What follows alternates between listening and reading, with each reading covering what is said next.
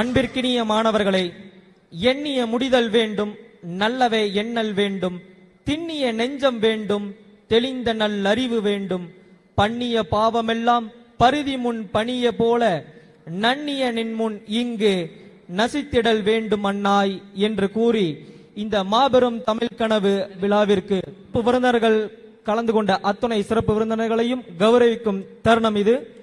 சிறப்பு விருந்தினர்களுக்கு நினைவு பரிசு வழங்கி கௌரவிக்கும்படி நமது எக்ஸல் பொறியியல் கல்லூரியின் முதல்வர் ஐயா அவர்களை அன்புடன் கேட்டுக்கொள்கிறோம்.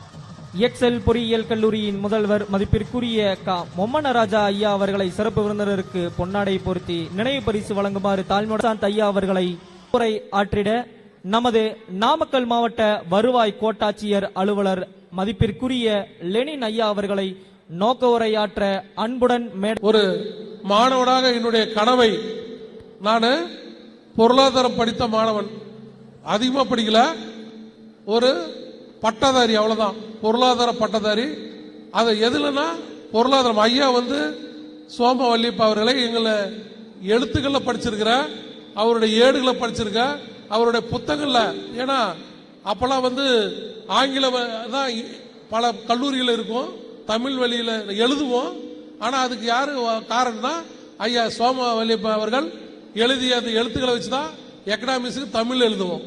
படிக்கிறது நடத்துறதெல்லாம் இங்கிலீஷ், எழுதுறதெல்லாம் தமிழ். அதனால அவருக்கு அப்ப நான் நேரடியாக படிச்சதுனால இது நேரடியாக அவரை பார்த்து நன்றி சொல்ல ஒரு வாய்ப்பு எக்ஸல் கல்வி ஏற்படுத்தி அவருக்கு வாழ்த்துக்கள். அதனால சிறப்பான பொருளாதார அறிஞர்கள்னா அரிதிலும் அரிதான சில பேர் தான் இருக்காங்க. அவர்ல சோமவல்லியப்பன் அவர்கள் மிக குறிப்பிடத்தகுந்தவர். அவரு நாங்க ஸ்டூடெண்ட் ஆகும்போது அவரு இப்படியே தான் இருந்தாரு. இப்ப நாங்க வயதாயிட்டோம், இப்போ அப்படியே தான். வரலாற்றை படிக்காதவன் வரலாற்றை படைக்க முடியாது என்பார் அம்பேத்கர். அந்த சொல்லிக்கிணங்க பல வரலாறு நூல்களை புரட்டி படித்து இன்று வரலாற்று நாயகனாகவே வலம் வந்து கொண்டிருக்கும் நமது சிறப்பு விருந்தினர் ஐயா முனைவர் சோமவல்லியப்பன் ஐயா அவர்களை சொற்பொழிவாற்றிட அன்போடு மேடைக்கு அழைக்கிறோம். கல்வித்துறை நடத்துகின்ற மாபெரும் தமிழ் கனவு, தமிழ் மரபு மற்றும் பண்பாட்டு பரப்புரையை தமிழகத்தில் இருக்கிற கல்லூரிகள் தோறும் 1000க்கும் அதிகமான மாணவர்களை ஒருங்கிணைத்து மிக சிறப்பாக நடத்தி கொண்டிருக்கின்ற தமிழக அரசையும் கல்லூரி கல்வித்துறையையும் நான் மனதார பாராட்டுகிறேன். தெரியும்,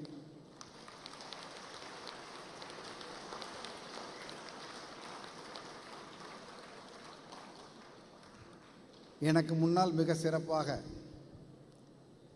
மிக அழகாக, ஆணித்தரமாக பேசி சென்ற பொருளாதார மாணவர் என்று தன்னை பெருமையாக சொல்லிக் கொள்ளுகிற வருவாய் கோட்ட அலுவலர் திருச்செங்கோடு திரு பேசா லெனின் அவர்களே,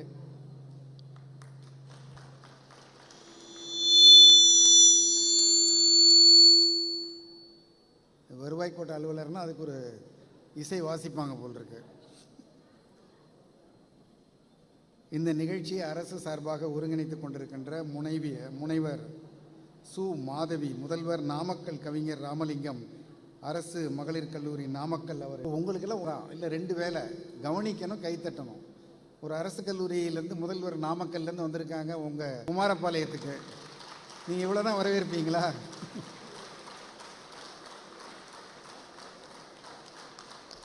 பொம்மனராஜா முதல்வர் மற்றும் இயக்குனர் எக்ஸல் பொறியியல் கல்லூரி குமாரபாளையம் அவர்களே, ரா விமல் நிஷாந்த் முதல்வர் எக்ஸல் வணிகவியல் மற்றும் அறிவியல் கல்லூரி குமாரபாளையம் அவர்களே, இங்கே வந்திருக்கின்ற ஏனைய பேராசிரியர் பெருமக்களே, இந்த கல்லூரியினுடைய மாணவர்களே, மாணவிகளே, மற்ற 2 கல்லூரிகளிலிருந்து வந்திருக்கின்ற மாணவர்களே, மாணவியர்களே, ஊடகவியலாளர்களே, உங்கள் அனைவருக்கும் என்னுடைய காலை வணக்கம். இந்த கூட்டத்திற்கு நான் கொடுக்கப்பட்ட தலைப்பு எண்ணிய முடிதல் வேண்டும். நாம் என்ன நினைக்கிறோமோ அது நடக்கணும்.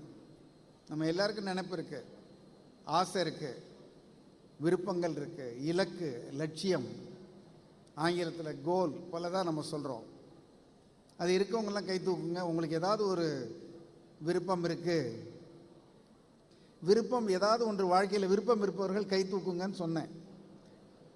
உங்களுக்கும் எனக்கும் தொடர்பே இல்லாதது போல இருக்கு இந்த பேச்சு.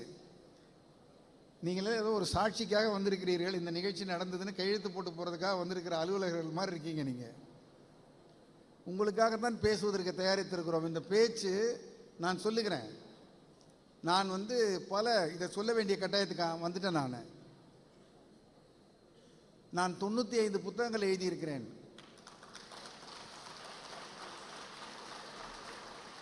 தமிழில் வர்ற எல்லா பிரபல வார இதழ்கள், நாளிதழ்களில் 23 தொடர்கள் எழுதியிருக்கிறேன். ஒரு 7 நிறுவனங்களில், PepsiCo, Whirlpool, doctor Reddy's, BHEL போன்ற நிறுவனங்களில் 25 ஆண்டுகள் பணியாற்றி இருக்கிறேன்.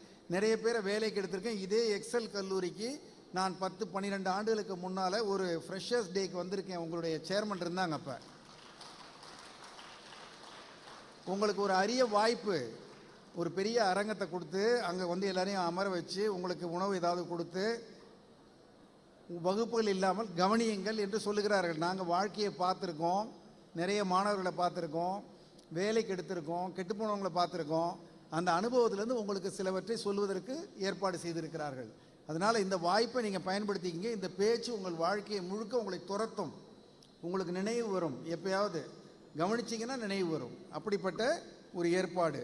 இந்த பாடல் இந்த தலைப்பை எடுத்தது பாரதியாருடைய பாடல்லேருந்து உங்களுக்கு தெரிந்திருக்கும். எண்ணிய முடிதல் வேண்டும், நல்லவே எண்ண வேண்டும், திண்ணிய நெஞ்சம் வேண்டும், தெளிந்த நல் அறிவு வேண்டும்னு பாரதியார் பாடினார். நான் இப்போ நாமக்கலுக்கு வந்திருக்கேன். இங்கே இந்த கோழி மற்றும் முட்டைங்கிறது இந்தியாவிலேயே ரொம்ப அதிகமாக உற்பத்தி ஆகிற ஒரு இடம் என்று நான் கவனிக்கிறேன். நான் பொருளாதாரத்தை பற்றி நிறைய எழுதுகிறேன். இவங்க கூட ஐயா கூட சொன்னாங்க, லெனின் ஐயா, நிறைய கட்டுரைகள் எழுதுகிறேன், நீங்கள் பார்த்துருக்கலாம். பொருளாதாரம் அவசியம் நீங்கள் தெரிந்து கொள்ள வேண்டும். நீங்கள் ஐஏஎஸ் ஐபிஎஸ்லாம் தேர்வு எழுத போனீங்கன்னா நீங்கள் படித்த இடம், ஊர், உங்கள் பேர், இதை பற்றியெல்லாம் விவரங்கள் கேட்பார்கள், கூடுதல் விவரம். நீங்கள் நாமக்கல்லை பற்றி தெரிஞ்சுக்கணும். அதிகமான பவுல்ட்ரி அண்ட் எக் ப்ரொடக்ஷன் இங்கே நடக்குது. அப்புறம் லாரி கட்டுமானம், பாடி கட்டுமானம் இங்கே ரொம்ப பண்ணுறாங்கன்னு பார்க்குறேன். இதை முட்டை நகரம், எக் சிட்டி என்றே அழைக்கிறார்கள் அகில இந்தியாவிலையும். அப்புறம் இந்த கோழி தீவனங்களும் இங்கே ரொம்ப அதிகமாக உற்பத்தி ஆவதை பார்க்கிறேன். சாகோ என்கிற ஜவ்வரிசி உற்பத்தியும் இந்த மாவட்டத்தில் நிறைய நடக்குது. அடுத்து நீங்கள் தமிழ்நாடு அப்படின்னு பார்த்தீங்கன்னா, நான் என்னுடைய பேச்சை 3 பகுதிகளாக வச்சுருக்கேன். ஒன்று பொருளாதாரம் தொடர்பான நம்முடைய மாவட்டம், நம்முடைய மாநிலம், நம்முடைய நாடு இன்றைக்கு உலகத்தில் எவ்வளவு சிறப்பாக நாம் செயல்பட்டு கொண்டிருக்கிறோம் என்பதை பற்றிய ஒரு பகுதி. 2வது பகுதி தமிழ் மீது நாம் எவ்வளோ அக்கறையாக இருக்க வேண்டும், அது எப்படி முக்கியம், அது எப்படி குறைந்து கொண்டே வருகிறது, அதனுடைய ஆபத்துகள் என்ன அப்படிங்கிறத சொல்ல போகிறேன். 3வதாக நீங்கள் எப்படி நினைச்சதை வாழ்க்கையில் அடையிறது, நீங்கள் எப்படி வெற்றி பெறுறது, எல்லாரும் எப்படி நீங்கள் நல்லா வசதியாக வாழ்வது, பெற்றோரை வசதியாக கௌரவமாக வச்சுக்கிறது, நம்மளுடைய விருப்பங்களை நிறைவேற்றுவது, மற்றவர்களுக்கு உதவுவதுன்னு பேச போகிறேன். இப்போ முதல் பகுதி சொல்லி கொண்டிருக்கிறேன். நாமக்கல் சொல்லிட்டேன். நான் அடுத்து இப்போ சொல்லுவது தமிழ்நாடு. இப்போது இந்தியாவினுடைய பொருளாதார வளர்ச்சின்னு என்ன சொல்லுவாங்கன்னா, உள்நாட்டு உற்பத்தி மதிப்பும்பாங்க. இப்போ நீங்கள் இந்த மேடையிலேருந்து தண்ணி கொண்டு போகிறவங்க, இறங்கி போகிறவங்களெல்லாம் நீங்கள் முக்கியமாக கவனிச்சுக்கங்க. ஏன்னா உங்கள் தேர்வில் இதை பற்றி கேள்வி கேட்பாங்க. அவங்க என்ன சூடிதார் போட்டிருந்தாங்க, அவங்க கொண்டு போனது எத்தனை டம்ளர் தண்ணி, அது 2 பேர் வந்தாங்களா 3 பேர் வந்தாங்களான்னு கேட்பாங்க. அதனால இதெல்லாம் முக்கியமாக கவனிச்சிருங்க. இந்த பேச்சு உங்களுக்கு நீங்கள் சாய்ஸில் விட்டுறலாம் இல்லையா? இவ்வளவு சுலபமாக நீங்கள் கவனம் கலையக்கூடாது. அப்படி ஒரு நிலைமை இருக்கிறது இன்றைக்கு. ஸ்டேட் ஜிடிபின்னு சொல்கிறோம் நம்ம.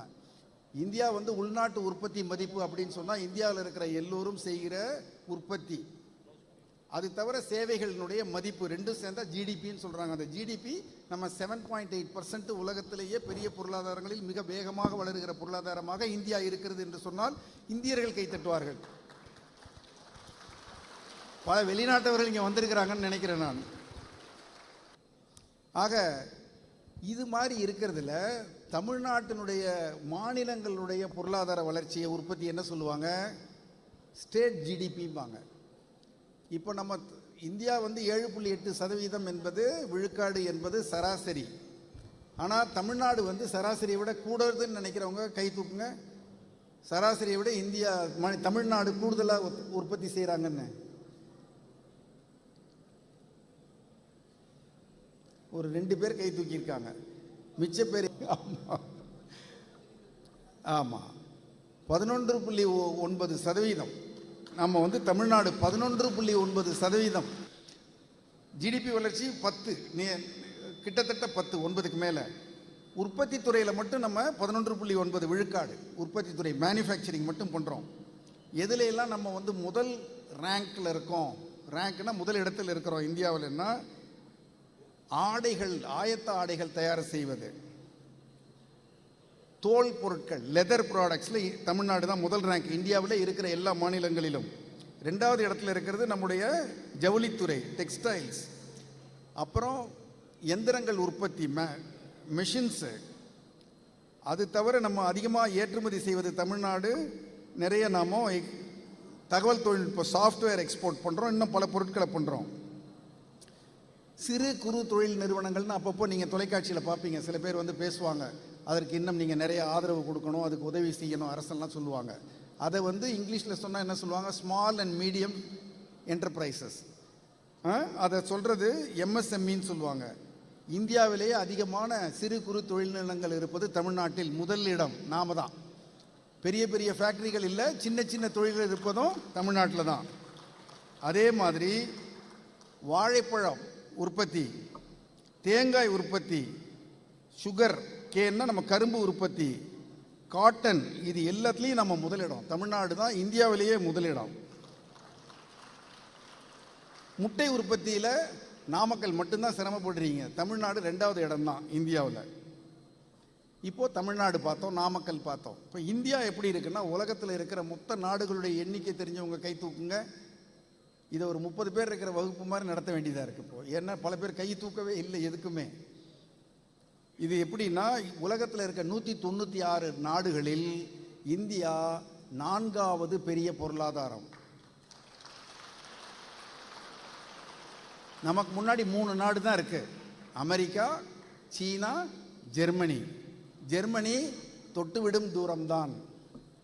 இன்னும் ஒரு ஓராண்டு 2 ஆண்டில் இந்தியா உலக அளவில் 3வது இடத்துக்கு வந்து நிற்கப் போகிறது. ஏற்கனவே ஜப்பான், இங்கிலாந்து போன்ற வளர்ந்த நாடுகளை, ஆஸ்திரேலியா, நியூசிலாந்து எல்லாரையும் பின்தள்ளி இந்தியா போய்கொண்டிருக்கிறது. ஒரு வளர்ச்சி ஒரு ஆண்டுக்கு 7.8. அறிவியலில் இந்தியர்கள் ஜொலிக்கிறோம். என்ன வார்த்தை சொல்கிறேன் நான், ஜொலிக்கிறோம். நாம் இப்போ அனுப்பிச்சிருக்கிற ஒரு 400 என்கிற ஒரு சேட்டலைட்டு, இராணுவத்தினுடைய சேட்டலைட்டு உலகத்து நாடுகள் வியப்பாக பார்க்குது. அதனுடைய லான்ச்சர் என்று சொல்லுகிற, அதை கொண்டு போய் சுற்றுவட்ட பாதையில் நிறுத்தக்கூடிய ராக்கெட்டை தயாரித்ததும் இந்தியா. கலாமுக்கு முன்னாடி சதீஷ் தவான், பலர் ஆரம்பித்து வைத்த விண்வெளியில் நம்முடைய சாதனைகள் தொடர்ந்து கொண்டிருக்கின்றன. உலகம் நம்மை அண்ணாந்து பார்க்கிறது. உலகத்தில் இருக்கிற மாபெரும் நிறுவனங்கள் பலவற்றினுடைய தலைவர்களாக இந்தியர்கள் இருக்கிறோம். தமிழரும் இருக்கார். அந்த தமிழர் உங்களுக்கு தெரியுமில்ல, அவர் பேர் என்ன, சுந்தர் பிச்சை. அது நல்லா தெரிஞ்சு வச்சுருக்கீங்க. அவருக்கு ஒரு ஆண்டு வருமானம் 240 கோடி, ஒரு நாள் வருமானம் 80 லட்சம். அவர் ஒழுங்காக படித்து எளிமையாக இருந்து ஒழுங்காக போய் உலகத்தினுடைய உச்சியில் போய் உட்காந்துருக்கார். அப்படின்னா நம்ம மதுரையிலேருந்து பிறந்து போன ஒரு பையனால் ஒரு உலகளாவிய நிறுவனத்தை நிர்வகிக்க முடியும் என்று வெள்ளைத்தோல்காரர்கள், வெள்ளைக்காரர்கள், அறிவியலாளர்கள், நிறைய நோபல் பரிசு வாங்கிய நிறுவனங்கள் நம்புகிறார்கள் நாம் அப்படி செய்கிறோன்னு. அது மாதிரி மாஸ்டர் கார்டு, அது மாதிரி பல நிறுவனங்கள். உலக வங்கியினுடைய தலைவராக பங்கா இருந்தார். ஐஎம்எஃப் சர்வதேச நிதி மையத்தினுடைய உதவி தலைவராக இந்தியர் இருந்தார். ஏன் இங்கிலாந்து நம்ம அடிமைப்படுத்தின நாட்டினுடைய பிரதமராக யார் இருந்தாங்க, சுனக் இருந்தார். நாராயணமூர்த்தியினுடைய ஒரு இந்திய வம்சாவளி தான் அவர். அமெரிக்காவினுடைய உதவி ஜனாதிபதியாக ஒரு இந்திய வம்சாவளியினர் இருந்தாங்க, ஒரு அம்மா, தமிழ்நாட்டைச் சேர்ந்த பெண், வேறு ஒரு அவங்க திருமணம் செய்து கொண்டவர்கள். ஆக இந்தியர்கள் எதற்குமே சளைத்தவர்கள் அல்ல. இன்றைக்கு நம்மளை நம்புகிறாங்க, உண்மையிலே நம்மக்கிட்ட இருக்குது. நான் இன்றைக்கு காலையில் அந்த வண்டியில் வர்ற போது கூட நான் சொன்னேன், நீங்கள் எல்லாம் நடந்து வருவதை நான் பார்த்தேன். அப்போ நான் சொன்னேன், எல்லாம் வந்து கற்பூரம், ஆனால் கவனம் இல்லை, ஒழுங்கு இல்லை, அக்கறை இல்லை, வீணாக போகிறாங்க. நீங்கள் மட்டும் உங்களை ஒருமுகப்படுத்தி நேராக கொண்டு வந்துட்டீங்கன்னா, இன்றைக்கு உலக லெவலில் செஸ்ஸில் யார் நிற்கிறா, எத்தனை கிராண்ட் மாஸ்டர்ஸ் நம்மக்கிட்ட இருந்து, இந்தியர்கள் தான். நீங்கள் எல்லா விளையாட்டுகளிலும், எல்லா தொழில்துறைகளிலும், எல்லா நிறுவனங்களிலும் இந்தியர்கள் வரவேற்கப்படுகிறார்கள், மதிக்கப்படுகிறார்கள். இன்றைக்கு இந்தியா உலகத்தில் இருக்கிற நாடுகளிலேயே இளமையான நாடு. ஒரு நாட்டில் இப்போது இங்கே இருக்கிறவங்க எல்லாருமே நீங்கள் 25 வயசுக்குள்ளே இருப்பீங்க, பேராசிரியர்களை தவிர. இப்போ ஒரு பள்ளிக்கு போனோம்னா எல்லாம் 14 வயசுக்கு கீழே இருக்கும். ஒரு ஆரம்ப பள்ளிக்கு போனால் எல்லாம் 10 வயசுக்கு கீழே இருக்கும். அதற்கு மழலையர் பள்ளிக்கு போனால் எல்லாம் 4-5 வயதில் இருக்கும். கிட்ட எல்லா வயதிலும் ஆட்கள் இருக்கிறார்கள், தொடர்ந்து வந்து கொண்டே இருக்கிறார்கள். நம்மக்கிட்ட இருக்கிற 145 கோடி மக்கள் இல்லை, 50 விழுக்காடு மக்கள் சரி பாதியாக நம்ம பிரித்தோம்னா அவர்களுடைய மீடியன் ஏஜுங்கிறது பிறந்த நாள்லேருந்து ஒரு மொத்த பேருக்கு இருக்கிற அதிகபட்ச வயதில் பாதி அப்படின்னு மீடியன்னா ரோடை ரெண்டாக பிரிக்கிற மாதிரி பிரித்தோம்னா 28.7 தான். அப்படின்னா 28 வருஷம் 7 மாதம் வயசு ஆனவங்க, அதுக்கு மேலே இருக்கிறவங்க பாதி பேர், அதுக்கு குறைவாக இருக்கிறவங்க பாதி பேர். இவ்வளோ பெரிய மக்கள் தொகை எந்த நாட்டிலும் இவ்வளவு இளமையாக இல்லை. அப்போ இளமையாக இருந்தால் என்ன பிரயோஜனம், என்ன பலன்? படிப்பாங்க, வேலைக்கு போவாங்க, சம்பாதிப்பாங்க, செலவு பண்ணுவாங்க. அப்போ அவங்க செலவு பண்ணால் அதுக்கான பொருட்களை உற்பத்தி பண்ணணும். அந்த பொருட்களை உற்பத்தி பண்ணுனா வேலை. அப்போ வேலை கிடைச்சவங்க திருப்பி சம்பாதிக்கிறாங்க, செலவு செய்வாங்க. அவங்க செலவு இன்னொருத்தருக்கு வரவு. ஆக இந்தியர்கள் ஒருவருக்கொருவர் செலவு செய்து வரவை கொடுத்து அவர்களுடைய வரவுக்கு நாம் செலவு செய்து இப்படியாக அந்நிய நாடுகளுடைய எந்த உதவியும் இல்லாமல் தற்சார்பு பொருளாதாரமாக மட்டுமே நம்முடைய தேவைகளை நாம் 70 விழுக்காடு உள்நாட்டு உற்பத்தி இந்தியாவுக்குள்ளரே நடக்குது. சீனா பெரும்பாலும் வெளிநாட்டுக்கு ஏற்றுமதி செய்து அவர்கள் மக்களை கசக்கி பிழிந்து குறைந்த ஓய்வூதியம் கொடுத்து ஊதியம் கொடுத்து அவர்களை சின்ன சின்ன இடங்களில் தங்க வச்சு நீண்ட நேரம் வேலை செய்ய வச்சு கசக்கி பிழிஞ்சு பொருள் உற்பத்தி செய்து வளர்ந்த நாடுகளுக்கு குறைந்த விலைக்கு கொடுத்து நாங்கள் ஏற்றுமதி செய்கிறோம். பணம் வருது, பெரிய கட்டுமானம் பண்ணுறோங்கிறாங்க. கட்டுமானங்கள் இருக்கின்றன, மக்கள் நன்றாக இல்லை. அங்கே என்ன நடக்குதுன்னே வெளியில் தெரியாது. அது ஒரு இரும்பு திரை, அவங்க சொல்கிறது தான் தகவல். ஆனால் இந்தியா அப்படி இல்லை. இங்கே ஜனநாயகம் இருக்கிறது, நாம் எல்லாவற்றையும் அனுசரித்து போக வேண்டியிருக்கிறது. அதை செய்து கொண்டு எல்லோருக்கும் கொடுத்து பெற்று இன்னும் நம்ம செய்ய வேண்டியது நிறைய இருக்குது. இன்னும் நிறைய பேருக்கு நிறைய கொடுக்கணும். ஆனால் செய்து கொண்டு இருக்கிறோம். உற்பத்தி செய்து இந்தியா தொடர்ந்து பல ஆண்டுகளுக்கு நன்றாக இருக்கும் என்பதற்கு இந்தியாவினுடைய மக்கள் வயது குறைவாக இருப்பது ஒரு பெரிய காரணம். அதற்கு பேர் ஆங்கிலத்தில் டெமோகிராஃபிக் டிவிடெண்ட். நீங்களே சொல்லி பார்த்துங்க ஒரு வாட்டி. Demographic dividend. டிவிடெண்ட்னா கிடைக்கிற ஆதாயம், டெமோகிராஃபிக்னா மக்கள் தொகை வயதால். இப்போது நீங்கள் நான் சொன்ன 28.7 மீடியன் ஏஜுங்கிறது இந்தியான்னா, ஜப்பானில் மீடியன் ஏஜ் 48. பாதி மக்களுக்கு மேலே 48 வயதுக்கு மேலே இருக்காங்க. அவர்களால் உழைக்க முடியாது, ஆனால் அவர்களை நாம் பாதுகாக்க வேண்டும். அப்போ அந்த நாட்டுக்கு செலவு அதிகம், வரவு குறைவு. அதனால தான் அவங்க வளரல. ஏற்கனவே வச்சுருந்த பணத்தை வச்சு வாழ்ந்துக்கிட்டு இருக்காங்க. இந்தியா வளர்கிறது, வலிமையாக இருக்கிறது. நாமெல்லாம் இங்கே இருப்பதால் இதுதான் இந்தியாவில் வாழறதுக்கும் வளர்கிறதுக்கும் சரியான நேரம். இப்போ எங்கள் காலத்துலலாம் இந்தியா சிரமமாக இருந்துச்சு. என்னுடைய பெற்றோர் காலத்துலலாம் இன்னும் சிரமமாக இருந்துச்சு. எலிக்கறி சாப்பிடுங்கள்னு ஒரு அமைச்சர் சொன்னாருன்னு சொல்லி பிரச்சனை எல்லாம் வந்திருக்கு. ஏன்னா அரிசி கிடைக்காது. இப்போ நீங்கள் நினச்சா எந்த காரை வேணாலும் போய் வாங்கலாம், எந்த ஃபோனை வேணாலும் வாங்கலாம், நீங்கள் எந்த உடை வாங்கலாம், எவ்வளவு வேணாலும் வாங்கலாம், கிடைக்குது. பொருள் இல்லாத காலம் இருந்தது. எல்லோருக்கும் கேஸ் கனெக்ஷன் கிடைக்காது. எல்லோருக்கும் ஸ்கூட்டர் கூட உடனே நினச்சா வாங்க முடியாது. பதிவு பண்ணி வச்சு 6 மாதம் 8 மாதம் ஆகும் லேம்பரட்டான ஒரு ஸ்கூட்டர் கிடைக்கும், அதுவும் வெளிநாட்டு ஸ்கூட்டர். ஆக அப்படி இருந்த இந்தியா மாறி மாறி மாறி மாறி நீங்கள் வந்திருக்கிற காலத்தில் உங்களுக்கு தெரியவே தெரியாது. இப்படிப்பட்ட கட்டடங்கள்லாம் அப்போது கிடையாது, இப்படிப்பட்ட அரங்கு கிடையாது, இப்படிப்பட்ட கூட்டங்கள் கிடையாது, இப்படிப்பட்ட கருவிகள் கிடையாது. இன்றைக்கு இந்தியாவில் பிரமாதமாக செய்து கொண்டிருக்கிற பலர் திண்ணை பள்ளிக்கூடங்களிலும் மரத்தடிகளிலும் அரசு பள்ளிகளிலும் படித்தவர்கள். இப்போ உங்களுக்கு இவ்வளோ வசதி இருக்குது. ஒரு தகவல் வேண்டுமென்றால் நாங்கள் நூலகத்துக்கு போகணும், நூலகத்தை தேடி போகணும், நூலகத்தில் அந்த புத்தகம் இருக்கணும். அந்த புத்தகம் இருந்தாலும் நாம் தேடுகிற பக்கம் இருக்கணும்.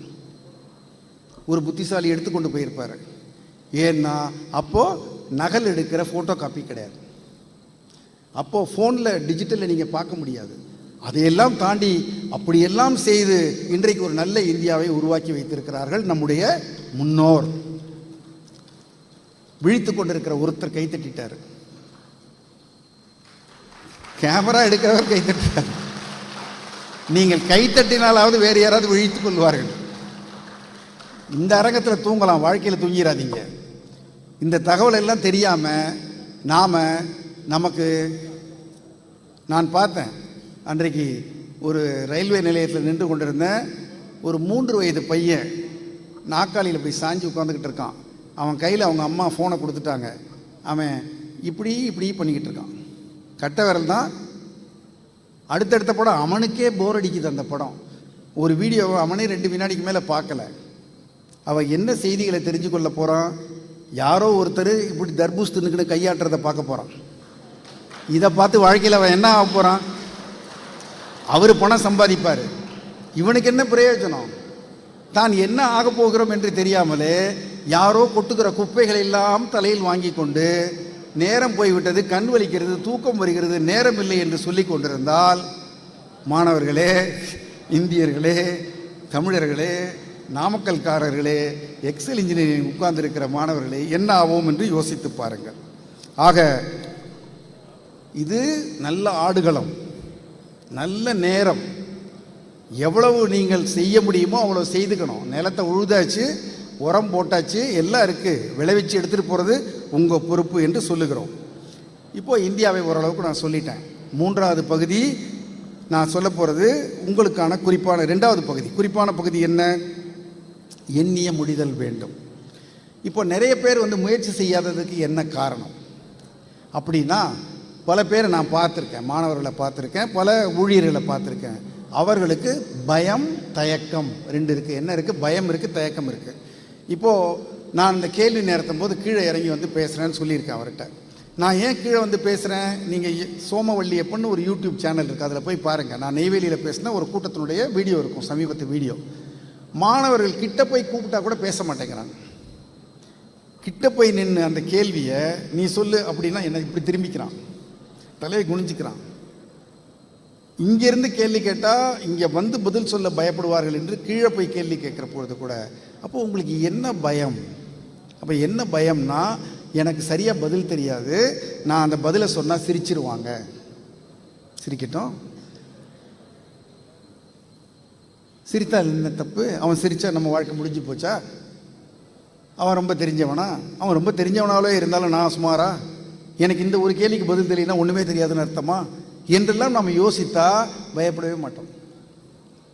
இப்போ சரியானவற்றை செய்வதற்கும் முயற்சி செய்வதற்கும் நமக்கு தைரியம் வேண்டும். தைரியம் என்பது என்ன? பேசுவது, தெளிவாக பேசுறது, வேணுங்கிறத சொல்கிறது. இப்போ நான் என்னுடைய அலைபேசி ஒருத்தட்ட கொடுத்துட்டு நான் பேசுகிற போது கொஞ்சம் புகைப்படங்கள் எடுக்கன்னு சொல்கிறதுக்கு நான் ஒரு 10 விடயங்கள் அவருக்கு சொன்னேன். உங்கள் பொம்மு சார் சொன்னார், இவ்வளோ தெளிவாக இன்ஸ்ட்ரக்ஷன் கொடுக்குறீங்கன்னு. நான் சொன்னேன், நீங்கள் இவ்வளோ தெளிவாக இன்ஸ்ட்ரக்ஷன் கொடுத்தா கூட 2 தப்பு பண்ணுவாங்க சார். ஏன்னா கவனிப்பதில்லை, அக்கறை காட்டுவதில்லை. இப்போ எப்படி சுந்தர் பிச்சை போய் உட்கார்ந்துருக்கிறாரு? கவனித்தார், அக்கறை காட்டினார். எல்லாரும் ஒன்று தான் உட்காந்துருக்கோங்க. ஒயரம், ட்ரெஸ்ஸு, டேகு, நீங்கள் படித்த படிப்பு எல்லாம் ஒன்று தான். ஆனால் நாம் எல்லோரும் வேறு. ஒரு விஷயத்தை எப்படி செய்யணுங்கிறதுக்கு முறைகள் இருக்கின்றன. முறையாக செய்பவர்கள் ஜெயிக்கிறார்கள். முறையாக செய்வது சிரமமே இல்லை. முறையாக செய்வது ஒரு ஒழுங்கு.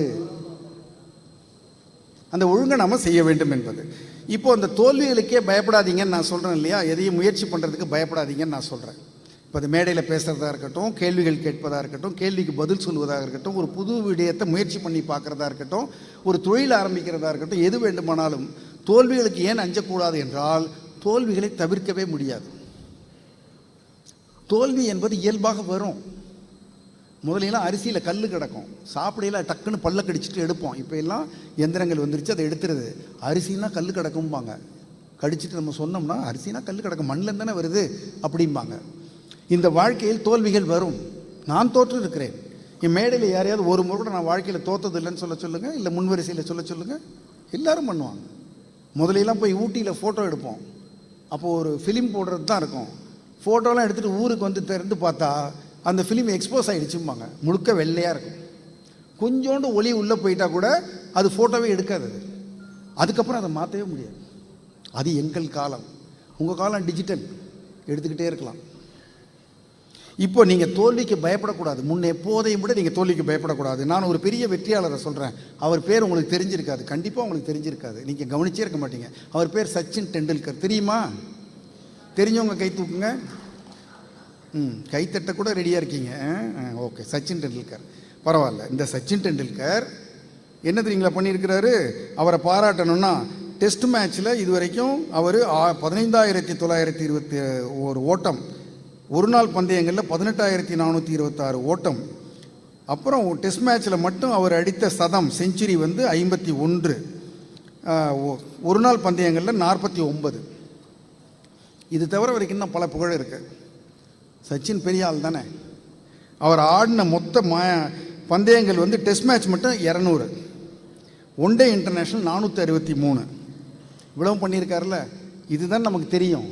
அவரை உங்களுக்கு தெரியாது என்று நான் சொன்னது வேடிக்கைக்காக. ஆனால் இப்போ உண்மையிலே நான் சொல்ல போகிறது உங்களுக்கு அதிர்ச்சியாக இருக்கும். அதே சச்சின் டெண்டுல்கர் ஓட்டம் எதுவும் எடுக்காமல் முட்டை ஓட்டங்களில் டக் அவுட் ஆன ஆட்டங்கள் 20, 1லிருந்து 9 ரன்னுக்குள்ளார, லெஸ் தேன் 10 சொல்லுவோம், 62 முறை அவுட் ஆகியிருக்கார். இதே பந்தயங்களில் 10லிருந்து 20 ஓட்டங்களுக்குள் 52 முறை அவுட் ஆகியிருக்கார். 52, 62ன்னா 114, ஒரு 20, 134 முறை 1-0 இல்லைன்னா 20 ரன்னுக்கு கீழே அணிக்கு பயன்படாமல் போயிருக்கிறார். யார் கவலைப்பட்டாங்க? ஏன் அவரை எடுத்துக்கிட்டே இருந்தாங்க? அல்லது அவர் விட்டுட்டாரா ஒரு டக்கோட முடிஞ்சு போச்சு வாழ்க்கை என்று? டக்கு வரும், அடுத்த மேட்ச்சில் பார்த்துக்கலாம்.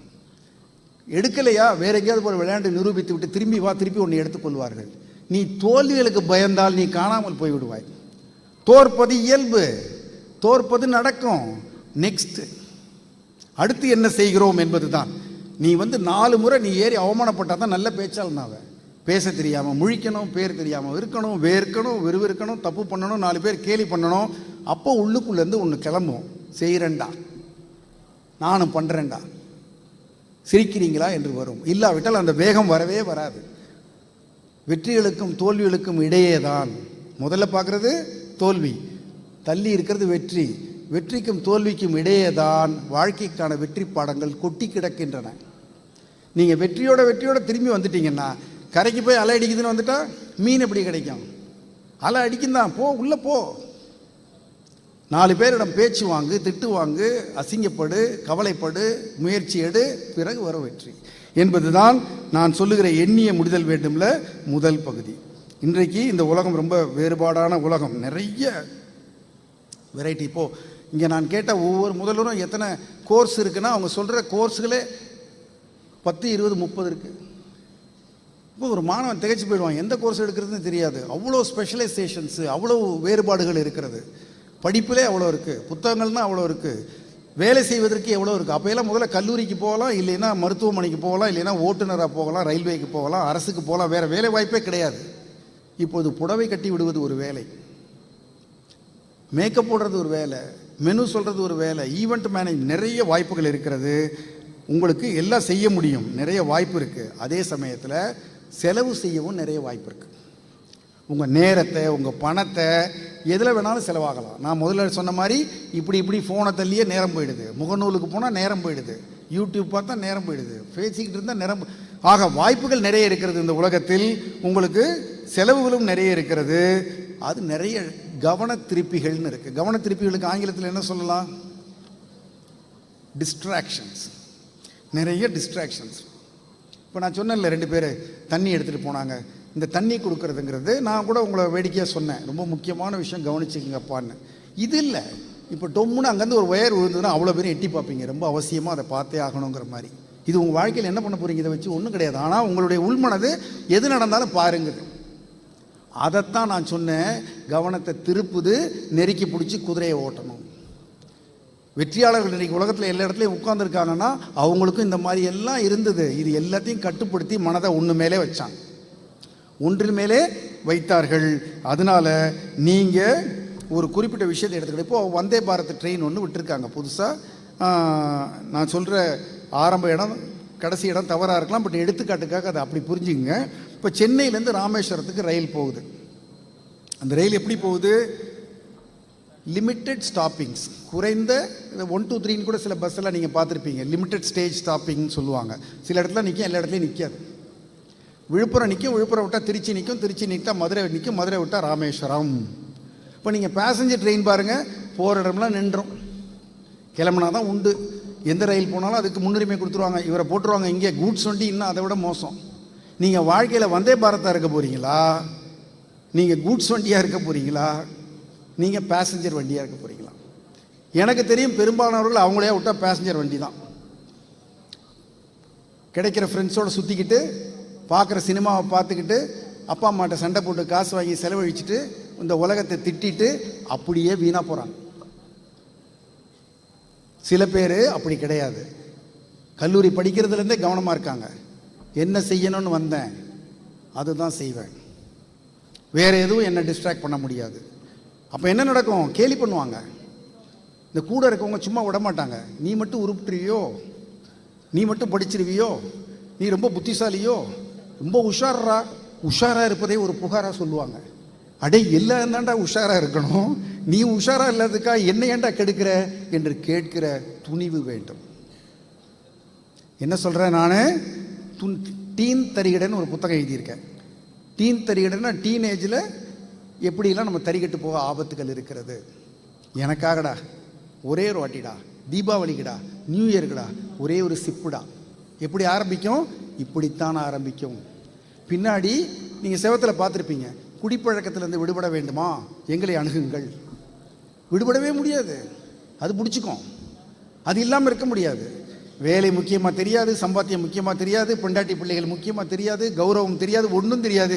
குடிச்சா போதுங்கிற ஒரு சதை பிண்டமாக நம்மை மாற்றிவிடும் சில பழக்கங்கள் இங்கே தான் தொடங்குகின்றன. வேண்டான்னு சொல்கிறதுக்கு தான் தைரியம் வேணும். வேணுங்கிறது எவன் வேணாலும் பண்ணுவான். கெட்டு போகிறது ஈஸி, கஷ்டமா? ஒரு எஸ் சொன்னால் போதும், ஈஸியாக கெட்டு போகலாம். திரும்பி சரியாக முடியுமா? தொடச்சி நம்மளை ஒரு குப்பை பேப்பர் மாதிரி போட்டு போயிடுவாங்க. நம்மளை பயன்படுத்திட்டு ஒரு டிஷ்யூ பேப்பர் மாதிரி போட்டு போயிடுவாங்க. அவனை தெரியாதா அவளை தெரியாதான்னு பேசுவாங்க நம்ம முகத்துக்கிட்டேயே. முன்னாடி கெஞ்சியவர்கள், பின்னாடி சுற்றியவர்கள். ஆனால் நாம் உறுதியாக இருந்தால் நோ, போ, நான் அழகு என்று எனக்கு தெரியும், அதை சொல்ல நீ வேண்டாம் என்று சொல்லுகிற தைரியம் இருந்தால் நீங்கள் வாழ்க்கையில் பிழைத்து கொண்டு விடுவீர்கள். உங்களுக்கு லிமிட்டெட் ஸ்டாப்பிங் என்கிற ஃபோக்கஸ் வேணும்.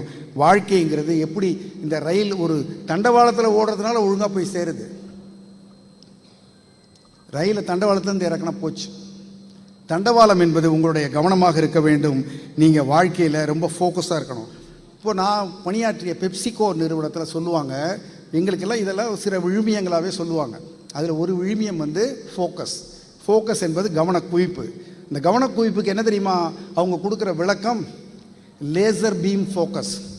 நீங்கள் இந்த இரும்பு வெட்டுற இந்த கேஸ் பார்த்துருக்கீங்கல்ல, இந்த கேஸை பிடிப்பாங்கல்ல, அந்த கேஸ் அப்படியே வச்சுக்கிட்டே இருந்தால் இரும்பு வெட்டிடும், இரும்பு வெட்டிடும். அப்படி இருக்கணும் கவனம்பாங்க. நீ எது மேலே வைக்கிறியோ நெருப்பு மாதிரி. நான் நேற்று எங்கள் ஊர்லேருந்து ஒரு மகிழுந்தில் வந்தேன். மகிழுந்துனா தெரியும் இல்லையா? காரில் வந்தேன். நான் காரில் வரப்போது இந்த ஓட்டுநர்கிட்ட பேசினேன். அவர் டெல்லியிலேருந்து ஆக்ராக்கு வண்டி ஓட்டியிருக்காரு. நிறைய ரேஸ் கார் டிரைவிங் கோச். அவர் 200 கிலோமீட்டர் வேகத்தில் வண்டி போகுமா அந்த ஹைவேல. 200 கிலோமீட்டர் பெர். அடிபட்டுறாதான், ஆபத்து இல்லையான்னு? இல்லை சார், அவர் சொன்ன வார்த்தை எனக்கு மனசில் அப்படியே நிற்கிது. நான் ஏதாவது ஒரு கட்டுரையில் அதை கண்டிப்பாக எழுதுவேன். அவர் சொன்னார், என் போன்ற ஓட்டுநர்களுக்கு 4 கண்ணு. மேலே அந்த கண்ணாடியில் பார்ப்போம், இந்த கண்ணாடியில் பார்ப்போம், இந்த கண்ணாடியில் பார்ப்போம், நேராக பார்ப்போம். அப்போ அந்த வண்டி ஓட்டுவதன் மீதும் சுற்றி வர்ற வண்டிகள் மீதும் அவர் எவ்வளவு எச்சரிக்கையோட கவனத்தோடு இருக்கிறார். 4 கண்ணு கிடையாது, ஆனால் 4 மீதும் கவனம். அப்போ தான் நீங்கள் 200 கிலோமீட்டர் வேகத்தில் போகலாம். அப்போ தான் நீங்கள் வந்தே பாரத் ஆகலாம். அப்போ தான் நீங்கள் உங்களுடைய இலக்குகளை வேகமாக அடையலாம். இலக்குகளை அடைவதற்கே, இல்லைன்னா வழியில் மோதிடுவாங்க. ஆக உங்களுடைய ஃபோக்கஸ் என்பது எடுத்துக்கொண்ட விஷயத்தில் உங்கள் படிப்பு, உங்கள் வேலை, உங்கள் குடும்ப முன்னேற்றம், நீங்கள் நல்ல பேர் எடுக்கிறது, புகழோடு வாழணும். பந்தாவாக வாழணுங்கிறது இல்லை. ராக்கெட் வந்து கொளுத்தி விட்டால் புஷ்ஷுன்னு மேலே போகும், கலர் கலராக வரும், அவ்வளோதான். அதுக்கப்புறம் எப்படி விழும்? தொப். போய் பார்த்தா எப்படி இருக்கும்? கறிக்கட்டை. பழைய கலர் இருக்குமா, பழைய மினுமினுப்பு இருக்குமா, ஜொலிஜொலிப்பு இருக்குமா? கறிக்கட்டை. குப்பைக்காரமாக வந்து அப்படி பெருக்கி தள்ளுவாங்க. வாழ்க்கையில் நம்மை பெருக்கி தள்ளி விடுவார்கள். கொஞ்ச நேரம் ஜொலிக்கலாம், யார் பின்னாடியாவது சுற்றி கொண்டு அதனால் நீங்கள் உங்களுடைய வாழ்க்கையினுடைய கவனங்கள் எல்லாம் இப்போது சில பயணங்களுக்கு நாங்கள் ஜிஎஸ்டி ரோட்டில் போகிறபோது காஃபி கடைகள் இருக்கும். முதலெல்லாம் காஃபி மட்டும்தான் இருக்கும். இப்போ என்ன இருக்குன்னா அங்கே ஒரு விளையாட்டுக்கு குழந்தைகள் விளையாடுறதுக்கு ஒன்று வச்சுருக்காங்க. அந்த இடத்துல வந்து ஓய்விடத்துக்கு கழிப்பறை வச்சுருக்காங்க. அதுக்கப்புறம் கடை வச்சுருக்காங்க. நீங்கள் பொருள் வாங்கலாங்கிறாங்க. இவங்க பயணம் போனவங்க பயணத்தை மறந்துட்டு குழந்தைங்க விளையாண்டுட்டு இருக்கு, இவங்க பாட்டுக்கு பொருள் வாங்கிக்கிட்டு இருக்காங்க, என்னமோ பண்ணிக்கிட்டு இருக்காங்க. அவர் வியாபாரம் செய்து கொண்டு இருக்கிறார். இவர்கள் நோக்கத்தை மறந்து விட்டார்கள். எவ்வளவோ பேர் நம்மளை சுற்றி வியாபாரம் பண்ணுறாங்க. நாம் நம்ம நோக்கத்தில் கவனமாக இருந்தால்தான் வாழ்க்கையில் ஜெயிக்க முடியும். இன்றைக்கு அறிவு சிரமமே இல்லை. இன்றைக்கு எனக்கு ஒன்று தெரியவில்லை என்றால் நான் உடனே சாட் ஜிபிடிலேயோ அல்லது வேறு எதுலேயோ போயிட்டு அடித்தேன்னா பதில் சொல்லிடுது. அறிவு மிக சுலபம், பயன்படுத்த தெரியணும். ஸ்கில்லு கொஞ்சம் கஷ்டம், பழகணும். மூன்றாவது இருக்குது பாருங்கள், ஆட்டிடியூடு. ஆஸ்க்குன்னு சொல்லுவோம். ஆஸ்கில் என்ன ஆட்டிடியூடு, அதான் முதல்ல. ரெண்டாவது ஸ்கில், மூணாவது தான் நாலேஜ் என்று உலகம் மாறிவிட்டது. நீங்கள் இது மட்டும்தான், இதுக்காக தான் நான் இருக்கேன், எனக்கு இந்த மாதிரி ஒரு வாய்ப்பு கிடச்சிருக்கு, 3 வருஷம் 4 வருஷம் நான் படிக்கிறேன், என்னை விட்டுருக்காங்க, என்னை நம்பி பணம் செலவழிக்கிறாங்க, என்னை நம்பி கொண்டாந்து நீங்கள் விட்டுருக்குறாங்க, எவ்வளோ ஆசிரியர்களும் நிர்வாகமும் எனக்காக செய்து கொண்டிருக்கிறது, அரசு செய்து கொண்டிருக்கிறது, நான் பயன்படுத்தி கொள்ள வேண்டும். பயன்படுத்தி கொள்வது மட்டும்தான் என்னுடைய வேலை, அதை நான் சரியாக செய்வேன். ஒரு கமிட்மெண்ட் வேணும். எண்ணியதை முடிப்பதற்கு என்ன வேணும்? உறுதி, மன உறுதி. என்னுடைய ஒரு புத்தகத்தோட பேர் வந்து உறுதி மட்டுமே வேண்டும். மனதில் உறுதி வேண்டும், பாரதியாருடைய பாடலேருந்து எடுத்தது தான் அது. ஆனால் நான் என்ன சொல்கிறேன், உறுதி மட்டும் வேண்டும், வேறு எதுவும் வேண்டாம். இதுதான் வேணும்னா அது நடக்கும், ஆனால் அதுதான் வேணும்னு இருக்கணும். மற்ற எதன் மீது நம்ம கவனம் போகக்கூடாது. இப்போ நான் சொல்கிறேன் பாருங்கள், சில பேருக்கு எண்ணியர் திண்ணியராக பெறின் எண்ணியாங்க எய்துபவர் நிச்சயம் அடைஞ்சிருவார்ன்றார் அவர். இப்போ நான் ஒரு உதாரணம் சொல்கிறேன், ஒரு 2-3 உதாரணங்கள் சொல்கிறேன். இப்போது நீங்கள் காட்ரேஜ் கம்பெனி, நீங்கள் இந்த கொசுவத்தி பல பொருட்களை தயாரிக்கிற பெரிய கம்பெனி காட்ரேஜ், பீரோலாம் பண்ணுவாங்க. அதனுடைய முதலாளி ஆடி காட்ரேஜ்னு பேர், ADI, ஆடி காட்ரேஜ்.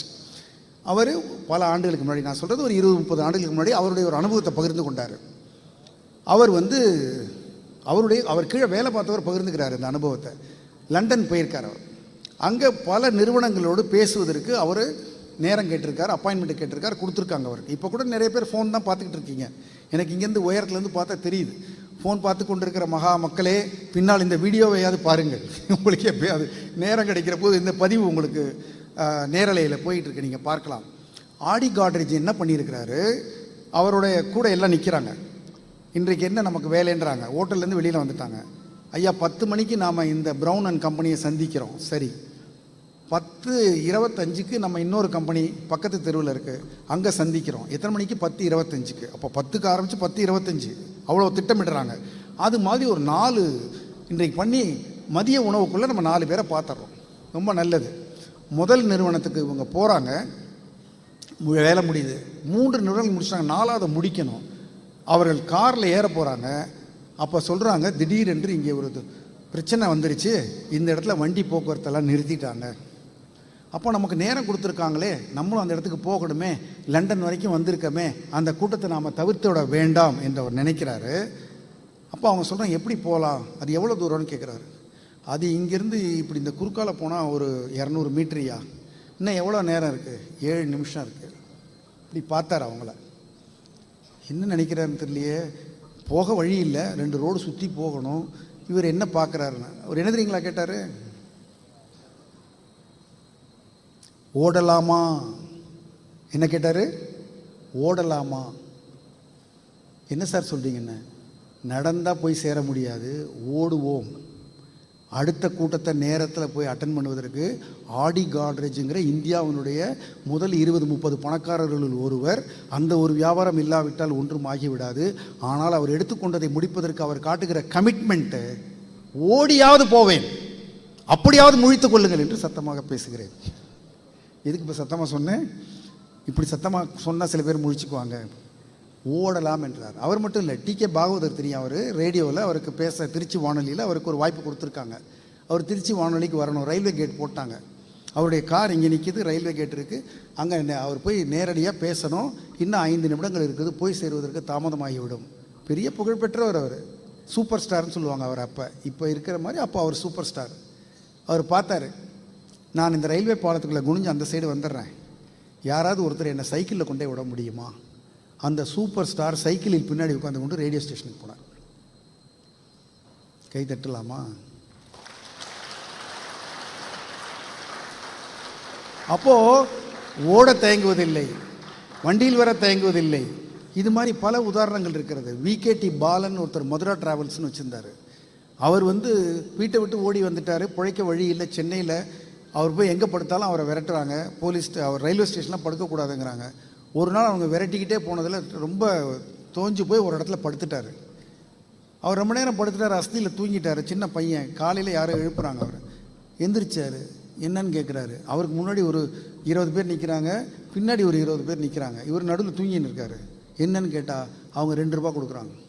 என்னென்ன இந்த இடத்த எனக்கு தெரியா, நானே இங்கே படுக்க வந்தேன், என்ன சார் இடம்னா, இல்லைப்பா இது அமெரிக்கன் கான்சுலேட்டுக்கு அந்த அப்ளிகேஷன் வாங்குறதுக்கான க்யூ, அந்த க்யூவில் இந்த இடத்துக்கு எனக்கு 2 ரூபா தருவேன். ஆகா, இது நல்ல வேலையாக இருக்க, வேலை இல்லாமல் இருக்கிறோன்னு சொல்லி அதை வாங்கிக்கிட்டு டெய்லி அங்கே போய் தினசரி ஒரு இடத்த பிடிச்சிக்கிட்டு யாருக்காவது விலைக்கு விற்றுட்டு வந்துடுவார். அவர்களுக்கு 2 மணி நேரம் மிச்சம், இவருக்கு 2 ரூபா மிச்சம். அப்படியாக இந்த அமெரிக்கன் கான்சுலேட்டுக்குள்ளே என்ன இருக்குது, எதுக்கு இவ்வளோ பேர் வெயிலில் நின்றுக்கிட்டு இருக்கான்னு கண்டுபிடிச்சி, அது ஒரு பாஸ்போர்ட் இருக்குது, அதில் ஒரு விசா இருக்குது, இவங்கெல்லாம் என்னென்ன பண்ணுறாங்கன்னு கண்டுபிடிச்சி அவர் பாஸ்போர்ட் விசா வாங்கி கொடுக்குற ஒரு ட்ராவல் கம்பெனி ஆரம்பிக்கிறார். அதற்கு பிறகு அவர் இலங்கையிலேருந்து இங்கே ராமேஸ்வரத்துலேருந்து இலங்கை போவாங்க. பாம்பன் பிரிட்ஜ் ஒன்று இருக்குது, அந்த கப்பலில் போய் அங்கே ஏறணும். அந்த ஆட்களுக்கு இவர் கொண்டு போய் அந்த அவங்க கப்பல் ஏறுறதுக்கு முன்னாடி கொண்டே கொடுக்கணும். ஒரு நாள் கொடுக்கலான்னு போகிறாரு. அவர் போக வேண்டிய ரயில் ரத்து பண்ணிடுறாங்க. புயல், மழை, காற்று அடிக்குது, இருட்டாக இருக்குது, ரயிலே கிடையாது. ஆனால் இவருக்காக யாரோ அவங்க காத்து கொண்டு இருக்கிறார்கள். நான் அவர்களுக்கு வாக்கு கொடுத்துருக்கிறேன், என்னை நம்பி அவர்கள் ஊருக்கு போக வேண்டும், என் கையில் அவருடைய ஆவணங்கள் இருக்கின்றன. தனி ஒரு ஆளாக இந்தியாவிலே நீளமான பாலம் சொல்லுவாங்க கடல் மேலே, அந்த பாலத்தின் மீது அடிக்கிற புயலில் நெஞ்சில் அதை எல்லாத்தையும் வச்சு அது மேலே பேப்பர்லாம் வச்சு கட்டி அதுக்கு மேலே துணியை கட்டிக்கிட்டு ஐயா தவந்தே போய் கொடுத்துட்டார். கமிட்மெண்ட், எடுத்துக்கொண்ட வேலை. தலையே அடகு வச்சாது செய்வாங்கிறாங்க இல்லையா? வெற்றியாளர்கள் எல்லாம் சும்மா வெற்றியாளர்கள் இல்லை. யாரும் அப்படி ஒன்று மேலே வந்துட முடியாது. அதிர்ஷ்டம் வெகுநாள் கை கொடுக்காது, அப்படி ஒன்று இல்லை. சிபாரிசு ரொம்ப நாள் கை கொடுக்காது, ஒருவருக்கே சிபாரிசு செய்து கொண்டிருக்க மாட்டார்கள். நீங்கள் செய்கிற வேலையை எவ்வளவு அக்கறையாக, அவருக்கு தெரியாது பின்னாடி தான் ஒரு விகேடி பாலன் ஒருவன், அவருடைய வீடியோலாம் இருக்குது, யூடியூப்பில் போய் பாருங்கள், வெற்றியை பற்றி பேசி கொண்டு இருக்கிறார் அவர்.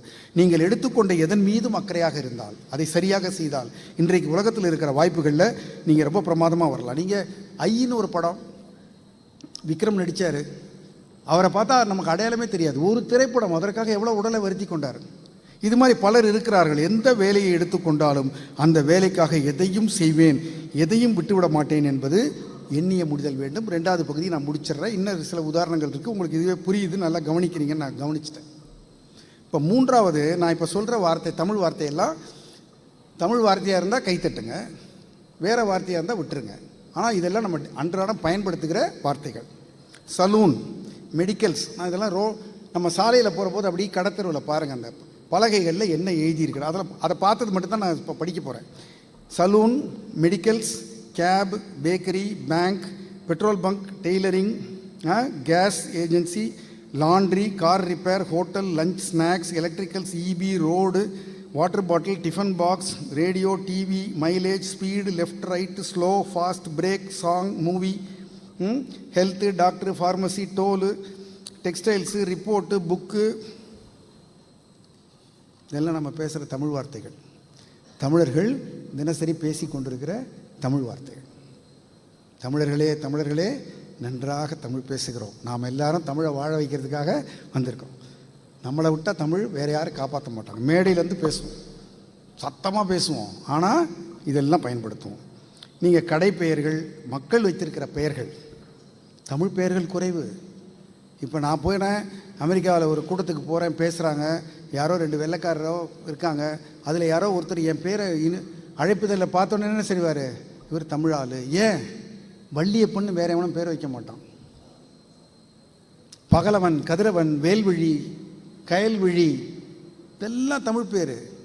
ஆனால் நீங்கள் வச்சிருக்கிற பல பேர் தமிழ் பேரா? உங்களை தமிழராக அடையாளம் காட்டுமா? உங்களுக்கு பிறக்கிற குழந்தைகளுக்காவது தமிழ் பெயர் வையுங்கள். உங்களுக்கு துணிவு இருப்பவர்கள் கெசட்டில் போய் உங்கள் பேரை மாற்றுங்க, தமிழ் பெயராக மாற்றுங்கள். நமக்கு இருக்கிற அடையாளங்களில் குறைந்தபட்ச அடையாளம், நம்மை தொந்தரவு செய்யாத அடையாளம் நம்முடைய பெயர். அதில் கூட தமிழ் இல்லாமல் நாம் எப்போ நம்முடைய தமிழ் என்று அடையாளப்படுத்தி கொள்ளுவோம். நீங்கள் பண்பலை வானொலிக்கு போங்க, ஆங்கிலத்திலேயே பேசுவோம். இணைப்பு சொற்கள் தான் தமிழில் இருக்கும். நெக்ஸ்ட்டு சாங் போடுறதுக்குள்ளார உங்களுக்கு வேறு ஏதாவது ஒர்க் இருந்தால் பார்த்துட்டு நீங்கள் பிஸியாக இல்லைன்னா இந்த பாட்டு கேளுங்க. தமிழா, தொலைக்காட்சியில் தமிழா, யூடியூப்பில் தமிழா, முகநூலில் தமிழா, ரீல்ஸ் தமிழா, அலுவலகங்களில் தமிழ் இல்லை. நீங்கள் ரோட்டரி கிளப்பு, லயன்ஸ் கிளப்பு எங்கே வேணால் போங்க, கோட்டு சுட்டு மாட்டிக்கிட்டு எல்லாம் ஆங்கிலத்தில் பேசுவாங்க. எல்லாம் வெள்ளைக்கார துறை. தமிழ் சும்மா ஒரு 5000 வருஷமாக இருக்குது வேலை இல்லாமல். அவன் பைத்தியக்கார பசங்க அவன் தமிழ் தமிழ் சொல்லிட்டு இருக்கான். நமக்கும் தமிழ், நம்ம பெரிய ஆள் ஆகிட்டோம். இப்போ நம்மெல்லாம் ஆங்கிலத்தில் பேசுவோம். நிகழ்ச்சி வரவேற்புரை ஆங்கிலம், செயல்பாடுகள் பற்றி கல்வி நிறுவனங்களில் ஆங்கிலத்தில் வாசிப்பு, புரியுதோ புரியலையோ உட்கார்ந்துருப்பார்கள். முடித்து விட்டு எல்லாரும் கைத்தட்டிட்டு போவாங்க. நன்றி உரை ஆங்கிலத்தில் யாரோ எழுதி கொடுத்ததை எவரோ வாசிப்பார். யாரை ஏமாற்றுகிறோம்? ஆங்கிலம் வேண்டாம் என்று சொல்லவில்லை, அவசியம் வேணும், படிக்கிறதுக்கு வேணும், வேலை பார்க்குறதுக்கு வேணும். நான் ஆங்கிலத்தில் 5 புத்தகங்கள் எழுதியிருக்கிறேன். Great Lakes, Bharathidasan Institute of Management, பல கல்லூரிகளில் விரிவுரையாளருக்கு நான் போகிற ஆங்கிலத்தில் பேச. அவனுக்கு தமிழ் தெரியாது. ஆங்கிலத்தில் இருக்கிற ஒரு பாடத்தை நான் ஆங்கிலத்தில் எடுக்க வேண்டும், எடுக்கிறேன். நான் ஏன் தமிழ் பேசக்கூடாது? தமிழ் தெரிந்தவரிடம் தமிழ் பேசாமல் இருப்பது குற்றம். தமிழ் தெரிந்திருந்தும் ஆங்கிலத்தில் பதில் சொன்னால் குற்றம். நானும் தமிழன், நீயும் தமிழன் என்றால் தமிழில் பேசுவோம் வா. நாம் கூட பேசிக்கொள்ளாமல் வேறு யார் பேசுவார்? நீ தமிழ் இல்லை, நீ உன்னுடைய தாய்மொழி வேறாக இருந்தால் அதையாவது பேசு. ஏன் ஆங்கிலத்தை கட்டி கொண்டு அழுகிறோம்? ஆங்கிலம் வேண்டும், எல்லா இடத்திலும் வேண்டாம். நீ வரவேற்பறையோட நில், என்னுடைய அடுக்கலைக்கு வராதே, என் படுக்கை அறைக்கு வராதே என்று தமிழை தான் நம்ம வச்சுக்கணும். உடை, உணவு, பேசுதல், எழுதுதல், படித்தல், பெயர்கள், நாகரிகம், பல இதில் தமிழை நாம் விரட்டி கொண்டு இருக்கிறோம். பொருளாதார வளர்ச்சி, புதிய உலகம் என்கிற பெயரில் தமிழில் நமக்கு ஒரு பாரம்பரியம் இருக்குது. இது ரொம்ப அற்புதமாக வாழ்ந்த சமூகம். இப்போ நீங்கள் அந்த ஒளிப்படம் காமிச்சாங்க, அதில் சிவகலை, ஆதிச்சநல்லூர்லாம் காமிச்சாங்க. ஏன் காமிக்கிறாங்க? 5000 ஆண்டுகளுக்கு முன்னால், 2000 ஆண்டுகளுக்கு முன்னாடி குடும்பமாக வாழ்ந்திருக்காங்க. இவ்வளோ நல்லா வாழ்ந்திருக்காங்க. அவங்களுக்கு ஏதோ மண்மூடியோ வேறு ஏதோ பிரச்சனையில் அந்த இடங்கள் அழிஞ்சு போச்சு, அவ்வளோதான். இப்போ எடுத்தால் கிடைக்குது. இதுக்கு சான்றுகள் சங்க இலக்கியத்தில் இருக்குது. நாம் எப்படி வாழ்ந்தோம் என்பதை எழுதி வைத்து விட்டு போயிருக்கிறார்கள். இதே பேர்கள் அதில் இருக்கிறதா சொல்கிறார் பாலகிருஷ்ணன் போன்றவர்கள். அப்போது நம்ம ஒரு பெரிய பாரம்பரியத்தினுடைய தொடர்ச்சி, நமக்கு ஒரு வரலாறு இருக்கிறது. எல்லாருக்கும் இது கிடையாது. இந்த பெருமையெல்லாம் தொலைத்து விட்டு வெறும் ஆங்கிலம், அது ஆங்கிலமும் நமக்கு சரியாக வரல. நாம் எப்படி கட் சேவின்னா வாட்ஸ்அப்பில் எப்படி மக்கள் எழுதுகிறாங்க? தமிழை ஆங்கிலத்தில் எழுதுறாங்க. நீ வரியா, NEE ஸ்பேஸ் VARIA வரியா? ஐயா, இது தமிழா? நீங்கள் தமிழர்களா? நீங்கள் ஆங்கிலேயர்களும் இல்லை, நீங்கள் தமிழர்களும் இல்லை, நீங்கள் தங்கிலீஷும் இல்லை. உங்களை வைத்து கொண்டு நாங்கள் தமிழை எப்படி காப்பாற்றப் போகிறோம் என்று கவலைப்பட்டுத்தான் இப்படிப்பட்ட கூட்டங்கள் நடக்கின்றன. தமிழினுடைய பெருமையை நாம் மீட்டெடுக்க வேண்டும். சொல்கிறாங்க கண் மூடுதல்னு சொன்னால் கூட அது நல்லா இருக்காதுன்னு சொல்லி தமிழில் சொல்கிற போது கண் வளர்த்தல்னு சொல்லுவாங்களாம். எங்கள் ஊர் பக்கம்லாம் விளக்க அணைன்னு சொல்ல மாட்டாங்க, விளக்க நல்லா வை. அவச்சொற்களே கூடாது. அப்படின்னா ஒரு ஆள் எவ்வளவு வாழ்ந்து பண்பட்டு இருந்தால் பின்னாடி இப்படியெல்லாம் எழுதி வைக்கிற அளவுக்கு ஒரு சமூகம் இருந்திருக்கும் என்று யோசித்து பாருங்கள். நம்ம ஆரம்பகால பணக்காரன் இல்லை, புது பணக்காரன் தான் ஆடுவான்னு சொல்லுவாங்க. அர்ப்பனுக்கு வாழ்வு வந்தால் அர்த்த ராத்திரியில் கொடைப்பிடிப்பான்னு தமிழில் ஒரு பழமொழி இருக்குது. அர்த்த ராத்திரி என்பது தமிழில் அர்த்தம் பாதி, நடு இரவில்னு சொல்லலாம், நடுநிசின்னு சொல்லலாம். அப்போது நாம் தமிழர்கள் வாழ்ந்த பண்பாடு நாகரிகம்லாம் முகிழும். எப்போ ரொம்ப நாள் இருந்தால் தான் அப்படி வரும். அப்போ நம்ம காட்டு மிராண்டியாக இருந்து கலாட்டா பண்ணி வம்பு பண்ணி ஒருத்தனோட அடிச்சுக்கிட்டு குரூப் டைனமிக்ஸ், சில பேர் நீங்கள் MBAல படிச்சிருப்பீங்க, இங்கே இருப்பாங்க. குரூப் டைனமிக்ஸில் என்ன இருக்குது? ஃபஸ்ட்டு ஃபார்மிங், ஒன்று சேருதல். அடுத்தது ஸ்ட்ராமிங், நீயா நானா பிரச்சனைகள். மூன்றாவது என்ன? நாமிங், இப்படி தான் அப்படி தான். அதற்கப்புறம் பெர்ஃபார்மிங், அதுக்கப்புறம் தான் செயல்பாடுகள் வரும். நம்ம இன்றைக்கு கிடைக்கிற சங்க இலக்கியங்கள்லாம் செயல்பாட்டினுடைய உச்சம். அப்போ அதுக்கு கொஞ்ச நாள் முன்னாடி நம்ம என்னென்னலாம் பண்ணியிருந்திருப்போம். அப்போ இன்னமும் எவ்வளவு காலம் முன்னாடி நாம் வாழ்ந்திருப்போம் என்று நான் யோசித்து பார்க்கிறேன். நீங்கள் ஆங்கிலம் பேசினால் ஆங்கிலத்தில் பேசுங்கள் வேண்டும். நல்லா பேச தெரியணும், நல்லா தெரியணும். அப்போ தான் நீங்கள் நேர்முகங்களில் தேர்வாவீங்க, வேலை கிடைக்கும், அலுவலகங்களில் மற்ற ஆளுங்களோட பேச முடியும்.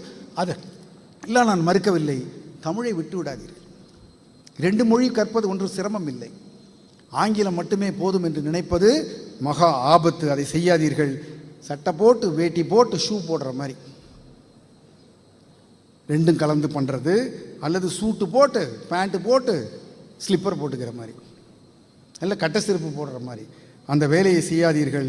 தமிழ் அவசியம் என்று சொல்லுகிறேன்.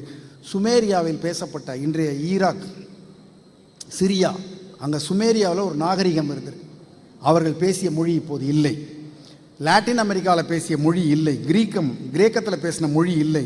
மான்சு சைனா மொழி இல்லை. டாஸ்மேனியன், எஜிப்சியன், மேனியன், மங்ஸ், ஐனோ, இந்த மொழிகள் எல்லாம் இயேசு பேசிய ஹீப்ரு மொழி கட்டமைக்கப்பட வேண்டிய நிலையில் இருக்கிறது. பேசுவார் இல்லாமல் இஸ்ரேலில் செய்து கொண்டிருக்கிறார்கள். புத்தர் நாடுதோறும் இன்றைக்கு கிழக்காசியா முழுக்க அவரை வணங்கி கொண்டிருக்கிறார்கள். அவர் பேசிய பாலி மொழி பேசப்படவில்லை. இல்லை, பேசாத மனிதர்களால் மொழி செத்து போகிறது. தமிழர்கள் தமிழ் பேசாவிட்டால் வேறு யாரும் பேச மாட்டார்கள். தமிழ் மெல்ல இனி சாகும் என்று பாரதியார் சொல்லவில்லை. சாகும் என்று சொன்னவர்கள் முட்டாள் என்று சொன்னார். அந்த முதல் வரியை எடுத்துக்கொண்டு தமிழ் இனி மெல்ல சாகும் என்று தவறாக சொல்லி கொண்டிருக்கிறார்கள். அவர் சொல்லவில்லை, அப்படி சாகாது என்று தான் சொல்லியிருக்கிறார். அது சாகாமல் இருப்பதும் அதை சாக விடுவதும் தமிழர்களே நம் கையில் இருக்கின்றன. உலகத்தில் பேசப்படுகிற 7000 மொழிகளில் 40 விழுக்காடு மொழிகள் இன்னும் சில ஆண்டுகளில் அழிந்து போய்விடும் என்று யுனெஸ்கோ சொல்லுகிறது. அழிந்து போகக்கூடிய மொழிகளில் ஒன்றாக தமிழை விட்ட குற்றத்திற்கு நாம் ஆளாகக்கூடாது. பேசாமல் விட்டால், எழுதாமல் விட்டால், படிக்காமல் விட்டால் தமிழ் இல்லாமல் போய்விடும். இன்றைக்கும் நல்ல தமிழ் சொற்கள் இருக்கின்றன. பயன்படுத்துகிறவர்களை நாம் பாராட்டவில்லை, கவனிக்கவும் இல்லை.